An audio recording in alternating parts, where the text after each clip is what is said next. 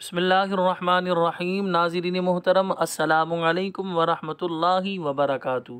नाज़रीन मोहतरम, अक्सर लोग ये सवाल करते हैं कि मर्द को हूर मिलेगी, जन्नती औरत को क्या मिलेगा?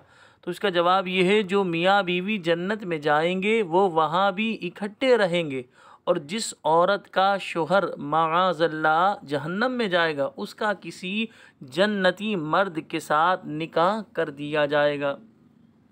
इसी तरह अगर दुनिया के अंदर जैसे कंवारी लड़की थी, वो अगर जन्नत में जाती है तो उसका जन्नती किसी मर्द से निकाह कर दिया जाएगा।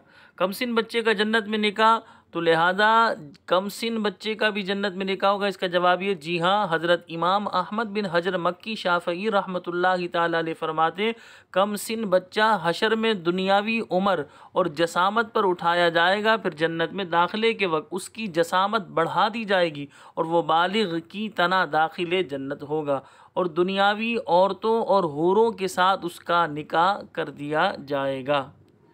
अल्लाह करीम की पाक बारगाह में दुआ है कि अल्लाह पाक हम सबको जन्नत में जाने वाले काम करने की तौफीक अता फरमाए। आइए कुछ हूरों के हवाले से फ़रामीन हम आपके सामने बयान कर देते हैं। हदीस पाक में आता है, नबी करीम सल्लल्लाहु अलैहि वसल्लम ने फरमाया, जन्नती औरतों के सर का दुपट्टा दुनिया व मा फ़ीहा, यानी दुनिया और जो कुछ इसमें है से बेहतर है।